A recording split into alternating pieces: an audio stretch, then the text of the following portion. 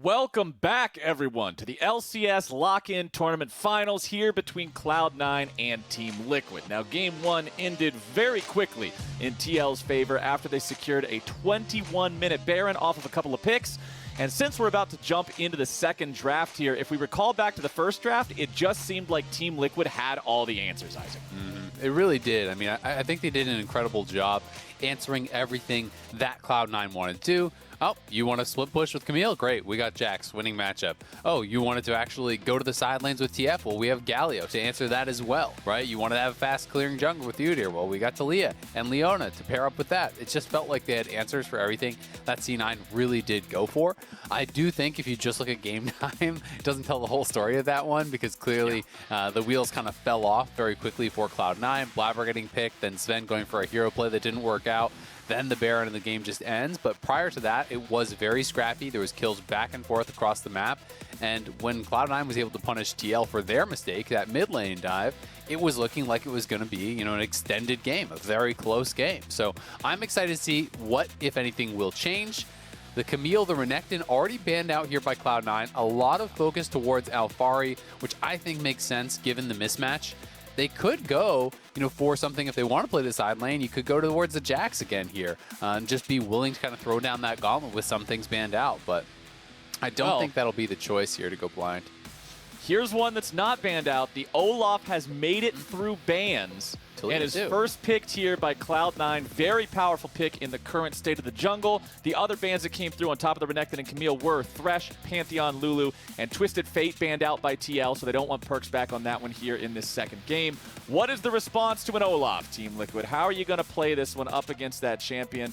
Hovering back and forth between a couple of different options here? I mean, he's probably just trolling around, but I think it could be Talia or Udyr, right? It's going to be one or the other. I am a little bit surprised that they decided to go with the Udyr instead of the Talia, perhaps just feeling like, hey, you're actually too squishy in this matchup. You can pop the Ragnarok, just run straight in, take him down. Going for their marksman pick here pretty early.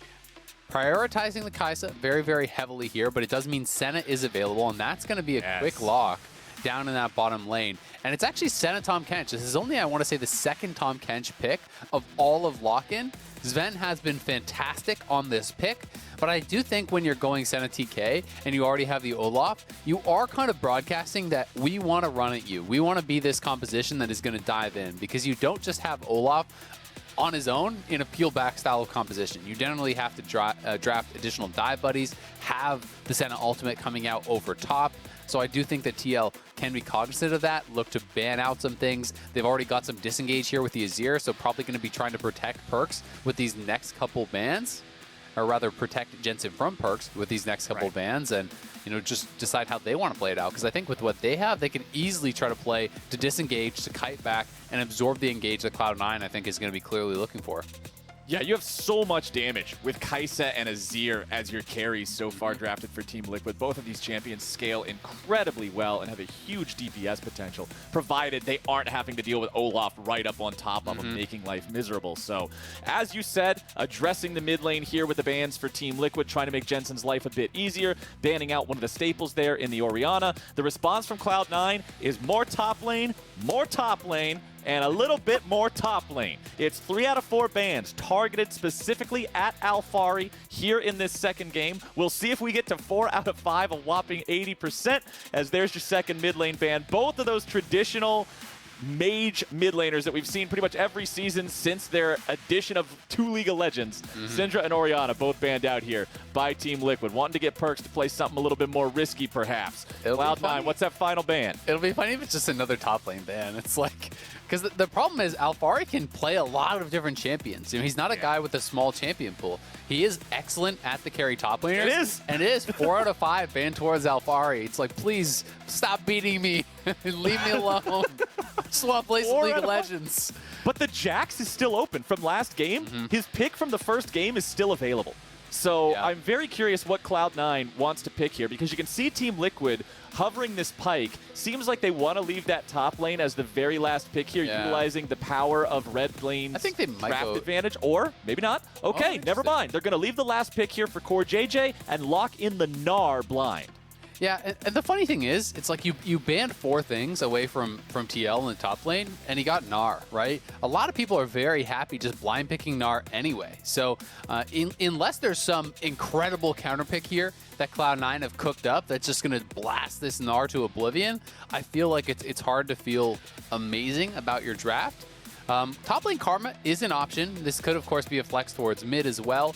I want to see if Perkz is going to bring something spicy out. Is he going to give us, a Kassadin, a LeBlanc, a Lucian, something to try to just slam, this Azir? I don't think we're going to go Kassadin. We got Perkz going with the LeBlanc. Okay, I like this a lot. And I think it makes sense, right? I think that you want to play something that has the aggressive potential to actually dive in. I talked about how Olaf does need a dive buddy. I think the LeBlanc is going to be that, right? And you do have the Karma here to kind of speed up, shield up the Olaf to try to give additional value to that Olaf towards the late game. Blitz would be really interesting here. And it will be. I was honestly expecting something more along the lines of just an Alistar to play bodyguard here towards their backline, bodyguard for the Kai'Sa, for the Azir, but instead they are looking for the pick potential. You can actually just hook into Tahm Kench and kill him off. I do think there are some pretty difficult targets, though, because, if you're looking for the LeBlanc, high mobility there, Blabber can also just activate his ultimate to immune the hook, and Tahm Kench, when it comes team fight time, isn't really going to be who you're wanting to hook, so it's going to be more about if he can actually connect with Sven, but of course the Tahm Kench can be there to save you from that hook. So pretty interesting couple of drafts. A little bit of a mix of engage. It does feel like the Blitz is a bit of a step away from what I feel like the rest of the composition probably wants to do, but it does give them some aggressive options, gives them the chance for picks, it gives them a chance to actually dive in, potentially, use the Udyr and the Gnar aggressively instead of just peeling back with a Kai'Sa and Azir, try to turn this around into a more aggressive look, utilizing the Azir, Shreema Shuffle, utilizing the Kai'Sa ultimate to just dive back in and try to actually catch C9 off guard.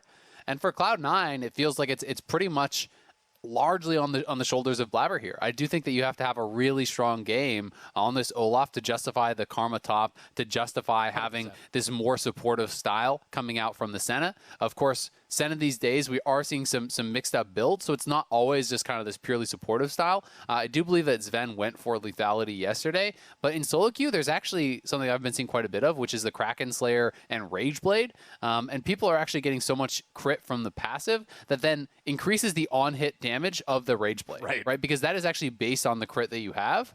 So it's actually a pretty interesting high DPS build, and I'm going to be excited to see if Sven wants to mix it up, or if he's just going to be going more standard lethality, looking to ult over top Blabber. He gets shielded up by the Karma additionally, and just tries to run over this game. And Sven is such an excellent Senna player, too. Senna's one of those champions that not every marksman succeeds incredibly on. The playstyle is very different. Obviously, the champion was designed as something that can be played as both an AD carry or a support. But I think Sven plays it wonderfully. I'm looking forward to seeing what he can do on it this game, especially with that third summoner spell of a Tahm Kench right next to him the entire time to be able to keep him alive and keep him safe. Because this is the guy that could carry on Senna in like a 1v9 type of situation. Wow. And we've seen Cloud9 put Fudge on supportive champions before. That's why the Lulu keeps getting banned away by TL. They're keeping Fudge off of that supportive pick there in the top side. We know the power of things like the Moonstone Renewer combined with the Staff of Flowing Water if he just wants to be another support for the squad. A lot of pressure on Blabber, a lot of pressure on Sven. Let's see if C9 can bring it back. I'm actually really surprised, but I was just looking up some stats on the Senna because I was thinking to myself, he is a pretty good Senna, isn't he? Well, turns out he actually hasn't lost the game on it. He's 7-0 that's pretty good. on the Senna in pro play. He is pretty good. How many in 0? 7-0. So pretty damn impressive to still not drop a single game. It's going to be fasting Senna. So he's actually starting here with the support item. And this does mean that it's going to be more early gold onto Vulcan. One of the reasons we're seeing the return of this is because of the increase in souls dropped from minions that you did not CS for the support Senna. So you can actually just farm souls very heavily. Your early game gold income is going to come from that support item. And then generally speaking, once you hit that 1k earned from the support item, and that is fully completed, we'll see the Senna start to be the one picking up the minions, to start farming for herself, to try to continue having enough gold income to really push the build forward. So this is another one of the takes that you can look for in this build, and going to be pretty interesting to see how this actually does go. Well, already an immediate departure from what we think when we see Blitzcrank in a solo queue environment. The game does not turn into a level 1 Fiesta because he exists. Instead, it's just going to be a casual clear over here as Santorin starts up at his blue buff. Meanwhile, Blabber has not cleared anything except a single camp. He started at enemy Raptors, steals those away, and then heads back into his own jungle. Going to be pretty nice, just going for that double Raptors style of play.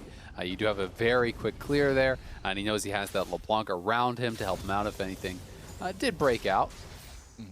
Gonna be Also worth pointing out that Jensen has Comet here on the Azir, which this is one of those champions I feel like we see it sort of split between Comet and Lethal Tempo for if you want to go for the late game plays versus more laning power. Yeah. So Jensen having a lot of respect for the LeBlanc here and making sure that he gets out of this lane at the top possible level. Exactly. A lot of people really do like it in the range versus range matchups also. You're going to get more value just with the Comet poke than you are, with Lethal Tempo against someone especially like the LeBlanc, who is pretty evasive.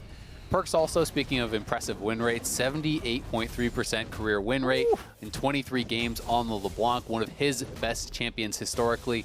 Has been really, really good on this, both internationally and regionally in Europe, but taking a pretty rough trade there, as Jensen going to be forcing him to use at least a lot of his potions.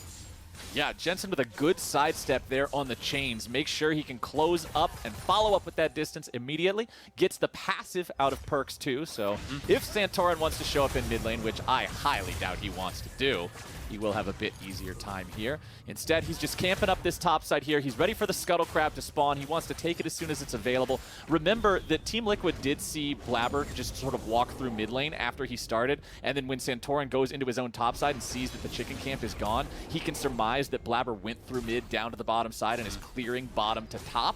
So he denies Blabber being able to get the Scuttle Crab that he wants, and now Santorin, with this proper pathing and reading what was going on with Blabber's movements in mid, gets to double crab him, and that feels great as a jungler. As the pings are coming out, Santorin's saying, hey, my chicken camp is back up. This is what Olaf wants to do. He just wants to steal this away every time. Let's go stop him. Now, granted, the big chicken has already been secured, but those little ones are still available here for Santorin.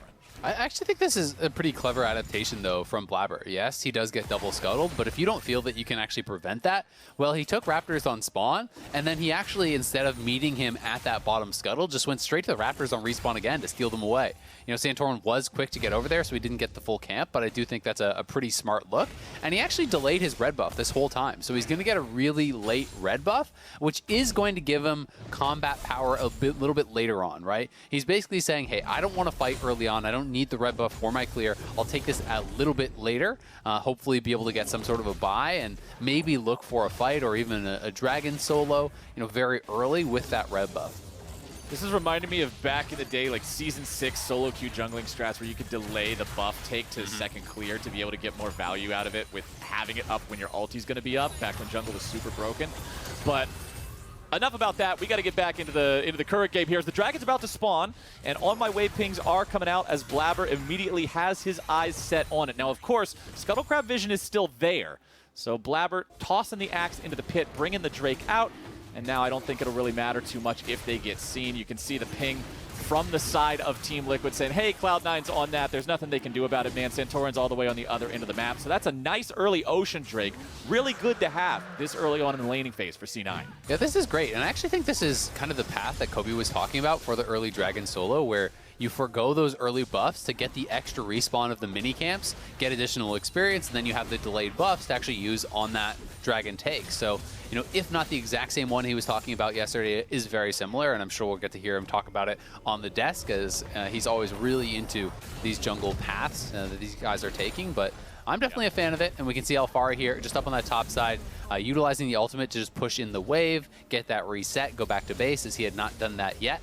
And he has taken a very defensive setup for this lane. Second wind, fleet footwork, Doran shield, makes it incredibly difficult for the Karma to poke you out. And if it doesn't honestly happen in that first kind of set of laning, it's usually not going to happen at all. Because you're going towards the Bandle Glass Mirror, you're going for that supportive style, you're not really going to see Fudge be building at all for the 1v1. And the lane kind of just gets tougher and tougher because you can't actually poke out and push out the Gnar, then you really can't fight him whatsoever. And down back in bottom lane, Sven here sitting on, what is that, 22 souls here?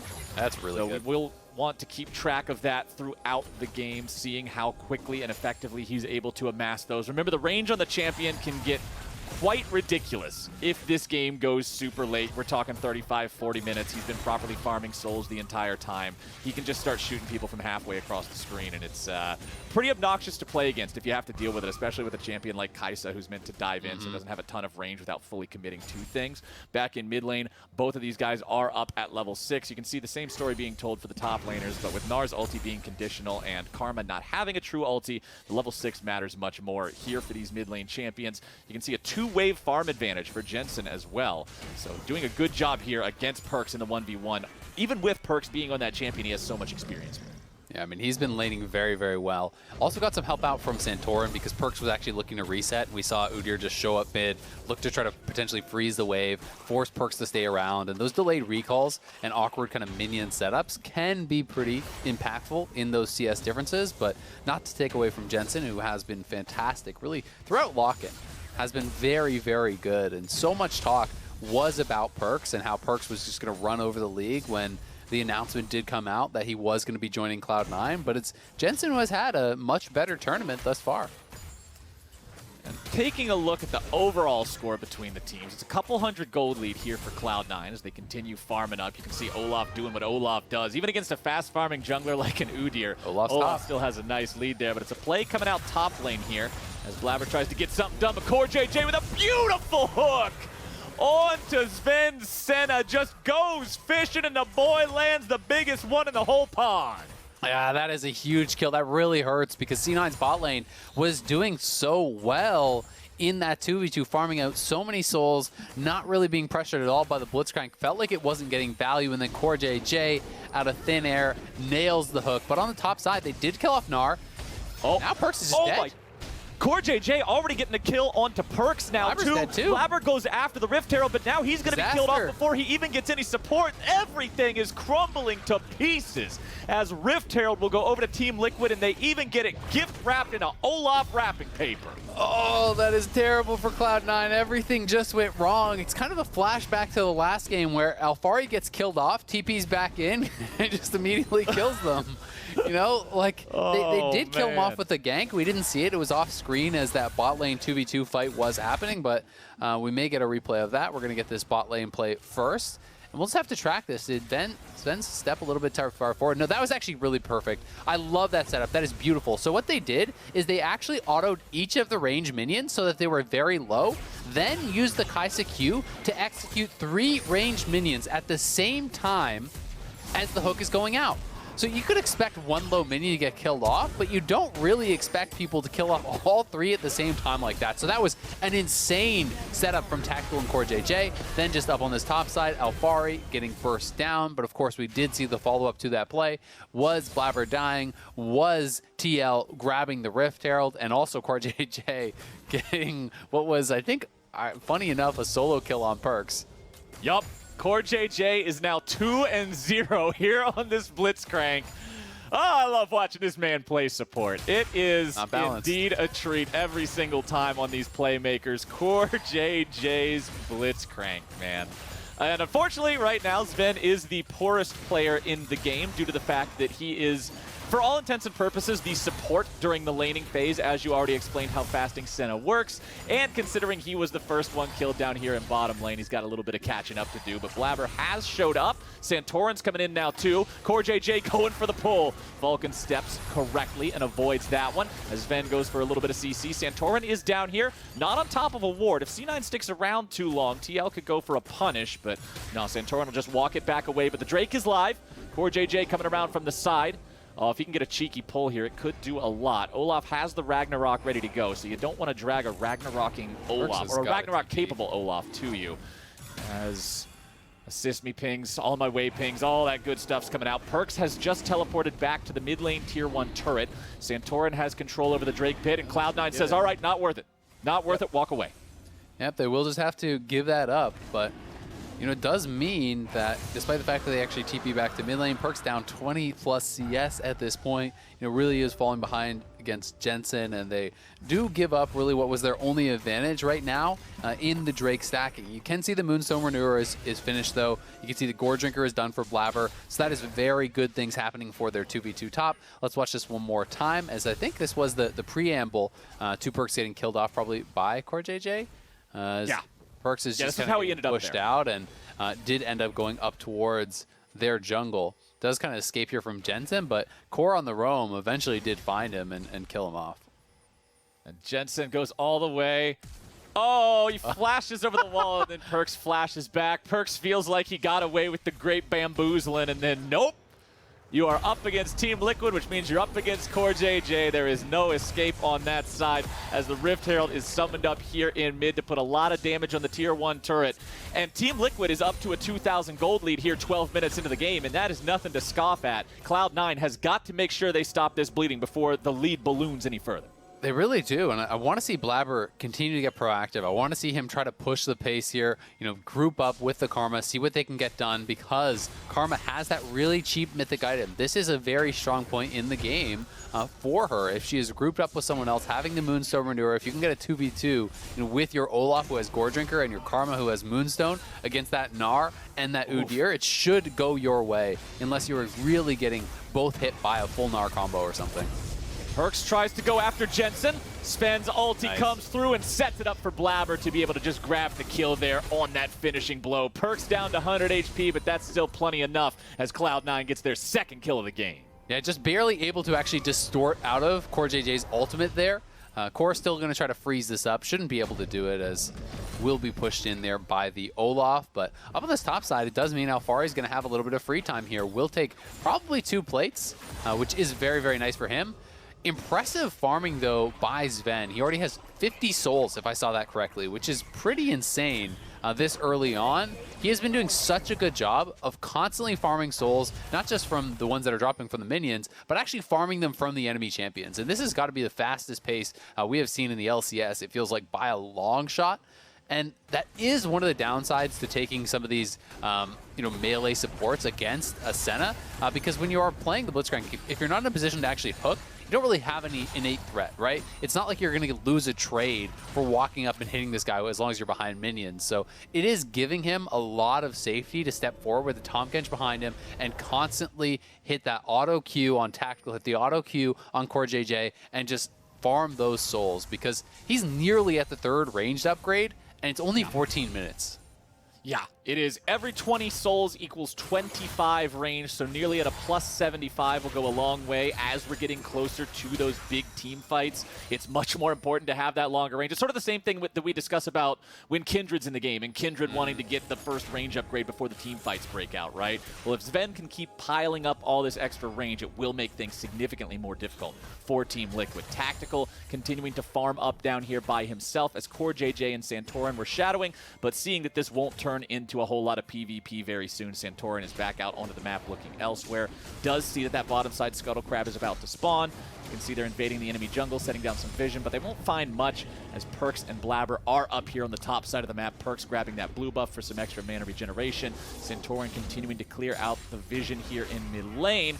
And TL's doing a bit of a rotation, getting everybody ready here. It's a 4-man push into mid lane. But as soon as they see Blabber, and there comes the Tahm Kench as well, they're respecting how quickly C9 can collapse. They indeed brought all 5 players here to protect that mid lane turret. So now C9 just wants a group. They're actually ready to fight. Because they gave Tahm Kench the early farm, he has a quick mythic item. He already has his Locket. So you have Locket and you have Moonstone. Insane value on those, and nice sidestep by Perks. He's still in trouble. Udyr's still after him. Vulcan goes over the wall with a flash just to make sure he's safe, and Santorin wants to get back away. Senna ulti comes out. Azir tries to drop the wall, but Santorin surely will fall here, and Blabber picks up the kill. Cloud9 ties the kills up in this game 3-3. A lot of flashes, summoners spent, ultimates spent there, but they do kill off the jungler, and this should mean probably a free dragon for them. Santorin will be respawning just as the dragon comes up, so if Cloud9 are actually prepped for it, they could try to rush it down, but with resets coming out now, I'm not convinced they'll actually be there in time to really capitalize, so it may just end up being that one kill. But Cloud9 is just happy to take any fight, really, at this point in the game. When you have that one item completed on a lot of champions, Alphari might actually just straight up kill Fudge. Alphari with the flash into the Mega Gnar and throws a rock at his head to finish off the kill. 1v1, Alphari gets it done. The boy is on the board here for Team Liquid. Nicely done. He has the Stride Breaker just laying in wait for Fudge there, takes him down despite Fudge flashing away. The flash was there to follow with the Mega Gnar, and C9 will get the dragon on the other side of the map, so not too bad for them. The only problem is going to be you're still going to have someone answering Gnar in this side lane. So back to that mid lane play. Chains landed on Jensen. Great sidestep on that hook from CoreJJ. And then it's the turnaround as Vulcan flashes in, Blabber flashes in, and you can just run straight through that Azir wall, as that Olaf gets straight up on Santorin, and you can see that true damage from the E absolutely knocking him down. And putting Perkz in the side lane against Alphari, maybe he can hold, but he's down 2 levels, and this is not going to be a winning matchup for him by any means. So LeBlanc is honestly in a bit of a tough spot. You want LeBlanc to be having the initiative here. Oh, Alphari's just going to knock the turret over. He don't care. And goodbye Tier 1 turret on the top side. 2-0 turret lead for TL. Alphari turns back into Mini Gnar, and that will give him the speed and mobility he needs to escape any sort of punishment here from Cloud9 despite Blabber's presence. But C9 isn't exactly focused on the little Yordle up there. Instead, they want the Rift Herald, as it is now ready here for that second usage. So one thing I do want to talk about a little bit is that I think one of the best answers to these kind of like just Moonstone, multi-supports, group up, and 5v5 comps is actually just playing side lanes, right? You just refuse to group. You say, all right, great. You built Moonstone and Staff of Flowing Water. Now play side lane for the next 20 minutes against the Gnar, who built for the 1v. Have fun. Right? Yeah, exactly. So I do think the fact that Alphari is actually winning is a really big deal because he can try to force people to come to him. And Cloud9 is going to be depending upon stacking dragons to force the answer. If they can get this next dragon and then in 8 minutes, 10 minutes, whatever, be forcing that potential soul fight, that is where their window is going to be. But if TL get this next dragon, Alphari just has all the time in the world to continuously draw people to the side lane, to pull this team apart, and give TL the time to build up the items they need, to get the lead they need, to be able to absorb any possible 5v5 or engage that Cloud9 can look for. Cloud9 do now have the Sterix gauge completed on Blabber. So that Gorge Drinker Sterix gauge 1-2 punch of why doesn't he die? I'm going to go make a Reddit thread about this for Olaf that has been prevalent throughout the entirety of preseason is up and running. He's ready to be the big tank in the team fights if, as you've expressed, they can get a team fight. If Team Liquid agrees to meet them in open ground in a 5v5. Jensen and Perkz in a 1v1. Jensen losing more HP there. His Tactical going after Vulcan and CoreJJ yet again. He flashes, he gets the pull, and Vulcan is dead. Oh, CoreJJ from downtown, the max range hook there. I don't think a lot of people would have flashed for that. That was the very tip of that hook, barely pulling him in as Alphari. He knows the only counter to Olaf, the wall. Walls. Just have a wall on top of him. Sven's getting dove on. Tactical's going in. Santorin is here, and so is CoreJJ. Oh, Tactical setting it up for the rest of the team to help him out. Fudge shows up to chase after these guys, but a Moonstone Renewer Karma's not going to be much of a damage threat on his own. There's your dive as Blabber's grabbing a shutdown, but now it's a double kill over to Blabber before he dies too. Alphari's in the back, and he's going after Fudge and Perkz. You got Vulcan coming in here for the backup, and Alphari's dead underneath the Tier 2 turret.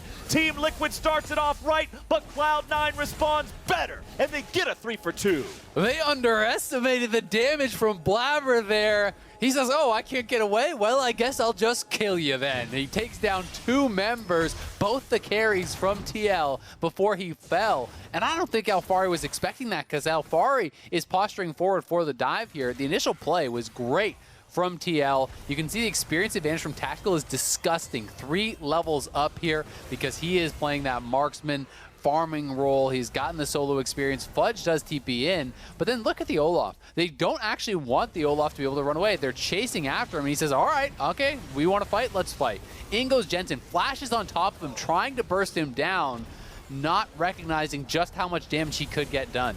Jensen could have played that more slowly and surely killed him off without giving up his life, but instead he drops the summoner, drops the ultimate, and Blabber makes him pay big time. Alfari falling as well as he was diving in as the rest of his carries got cleaned up, and TL making a mistake again here, but they are still very far ahead.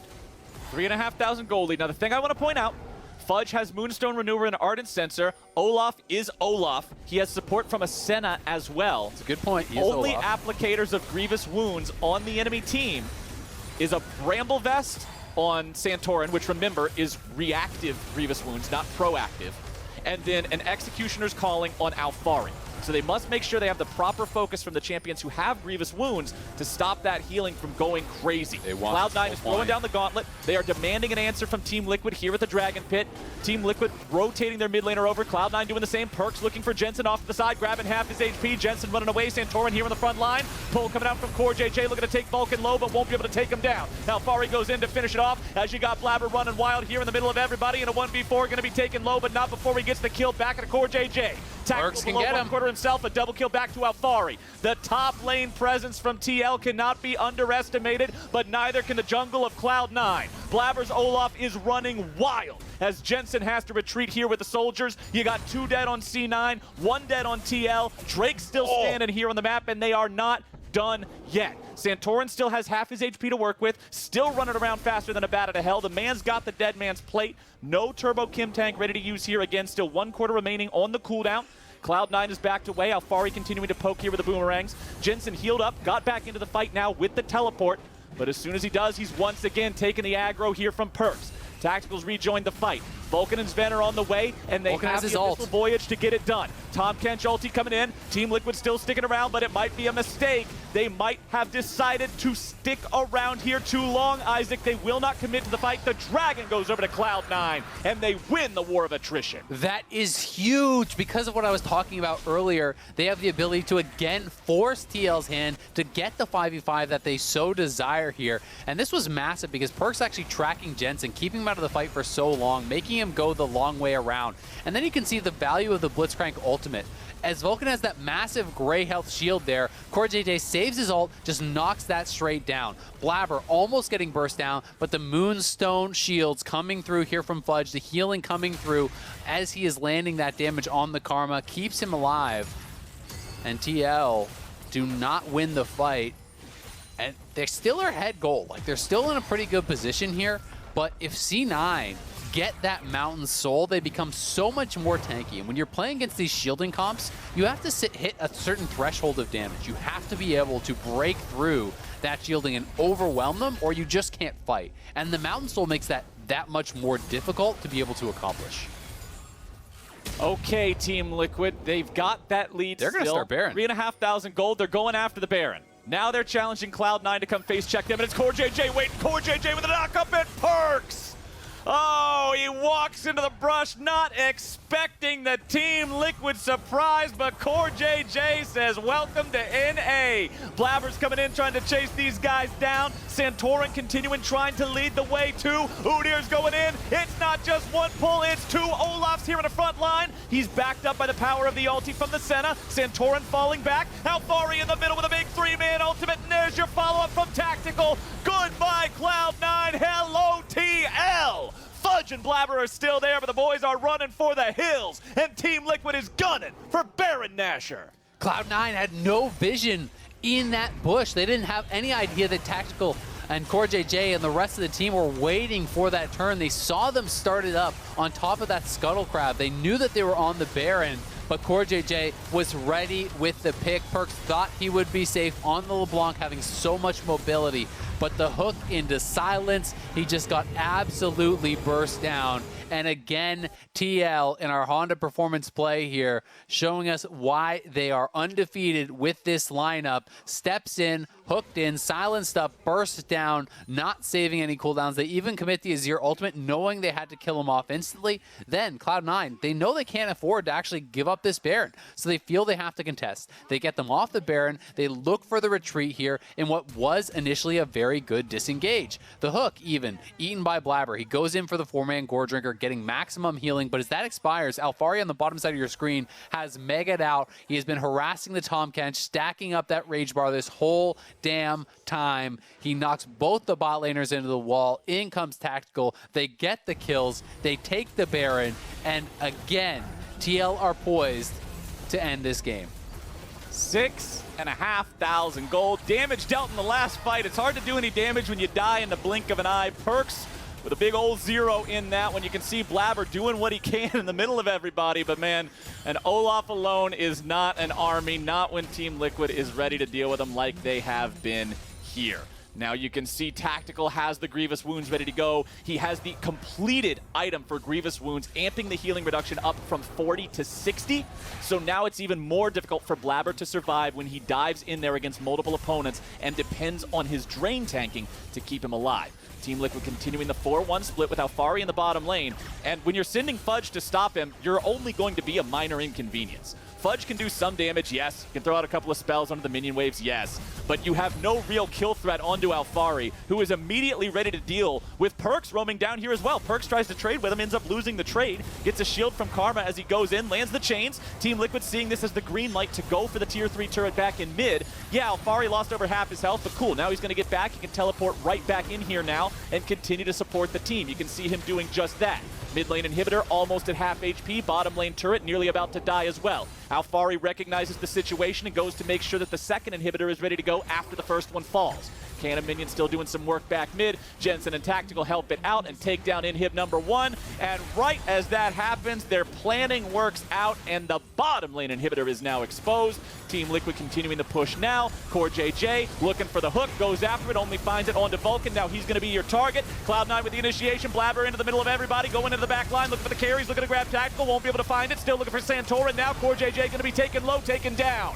And now Cloud9's got to be careful. They've lost the Olaf. Vulcan's on the run, and Vulcan is dead. Alphari's on a rampage, and he continues jumping forward with a stun onto Fudge. The follow-up is there. Udyr goes in. The man's got it with the stun. It's a double kill over to Alphari. And only Perks is left standing. Will Team Liquid just be able to end right here? I think they can. Jensen wants to TP back in. They are going to try for the end here. It's up to Perks. Can he make anything happen?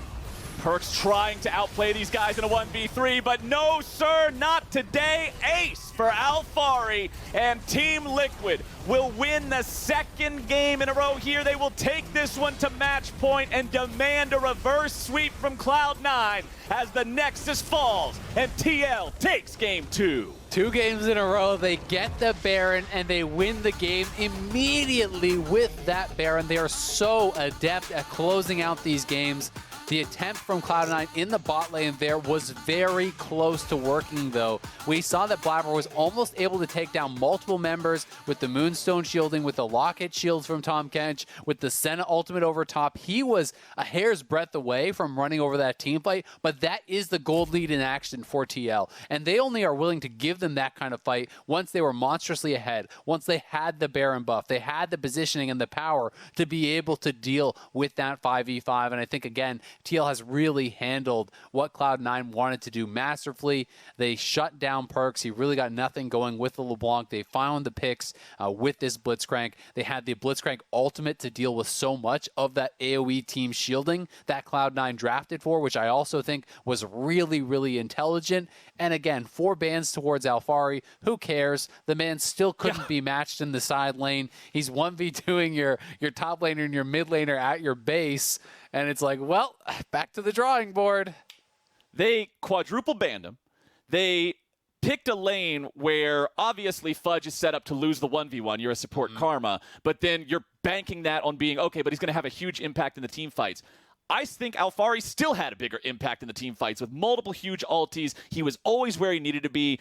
Damn, this guy is fun to watch here in the top lane, and I am loving to see it. But right now, we got to head to a break yet again. On the other side of that break, we're going to hear from the State Farm analyst desk, so don't y'all go anywhere.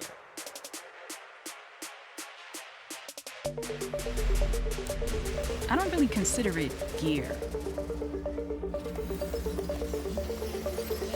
It's an extension of who I am.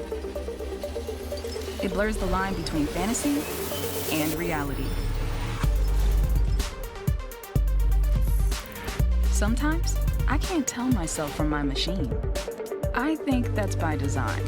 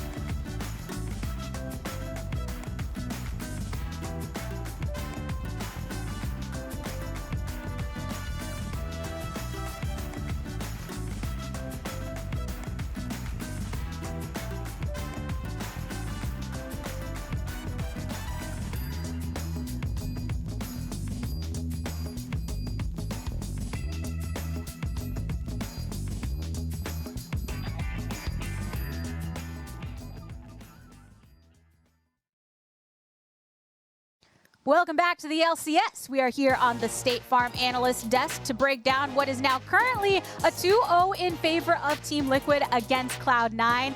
And what a fight it has been between these two teams. With all considered, though, ahead of the next game to come up, I do want to talk about some of the strengths that are taken on both sides when it came to approaching Game 2. Yeah, so I think I'm going to start with draft first because I actually think that C9 had a good plan theoretically. They kind of returned to what had worked for them against the first game that they won against 100 Thieves earlier on in this tournament, where they're going for the Senna Tahm Kench. I mean, Senna is like a ticking time bomb in terms of her scaling. She just scales insanely, insanely well. They have a, Blabber on something where he's basically just going to get sped up and just be running at you the entire time. Against 100 Thieves, they had the Yone, which is you know, in my opinion, a better option for a few reasons. One is just he's AD instead of AP, because this is a very AP-heavy comp in today's game.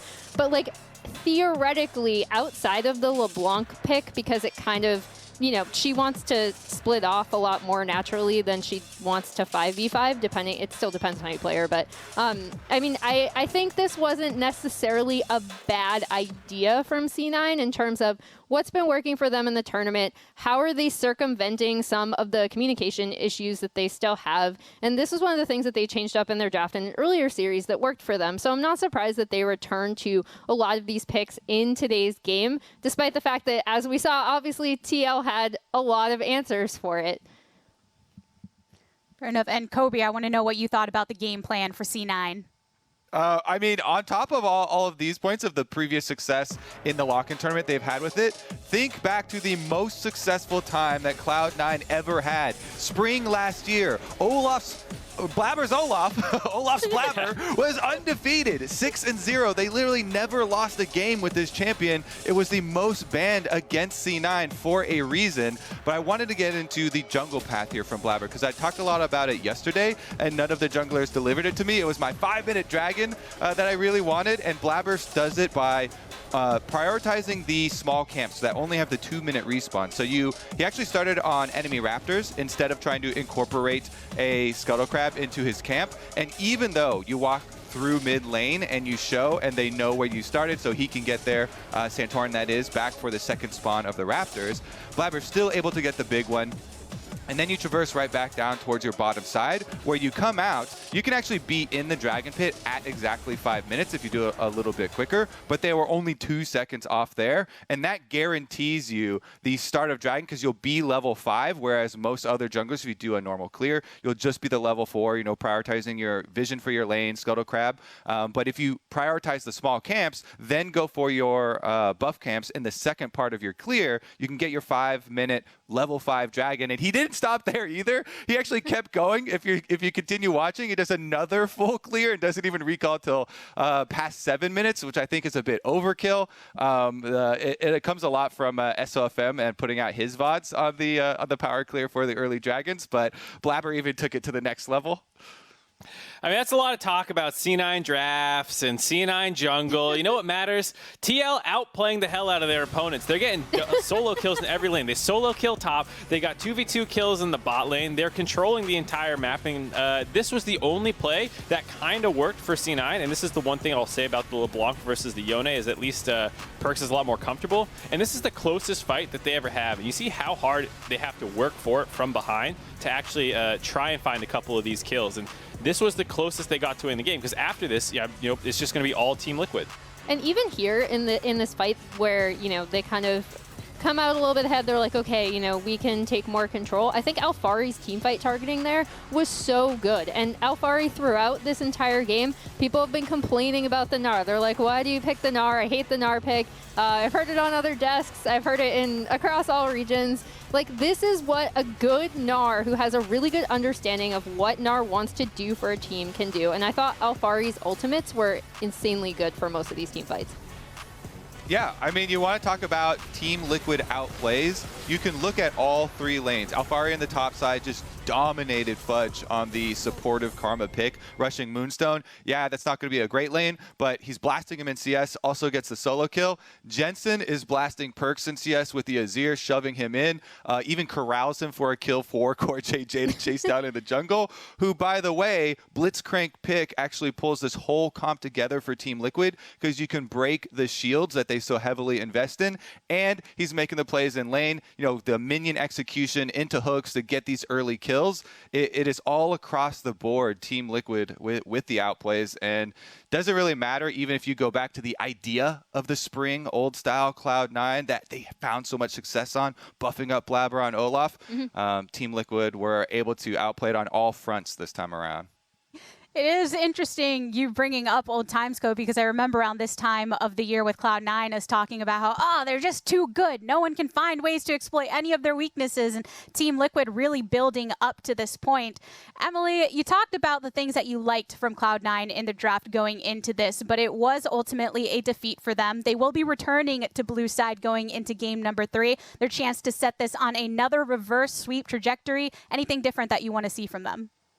I mean, I guess if you're going to stick to these kind of compositions that we saw them run in the 100T game when they worked, that they kind of want to do to, again, like make up for the fact that their communication isn't as good as it probably is going to be later in the season, you do want to run things that are easy to execute, which is why I brought it up, because I don't think, we should be staring at draft and be like, this was terrible, despite the fact that, again, Kobe just pointed out, like, TL had all the answers. You pick that apart so they can't 5v5. You play side lanes better, which is another thing that we didn't discuss, but just their attention to side wave control was a lot better, and their setups were a lot better around the map because of it, so C9 couldn't group up as much except for, dragon fights. So, I mean, it's a tough one for C9 because I don't even disagree with a lot of the composition decisions that they made here. Yeah, that's kind of the position that a lot of teams are put in when they're facing off against Team Liquid at this point. We just noted a lot of the importance that each individual holds. Mark, I mean, looking back at the Team Liquid side and what they're doing right from core JJ and beyond, is there any way that you see just from Cloud9 and just thinking about the league and what this sets up for the rest of the year that people should consider about this specific opponent?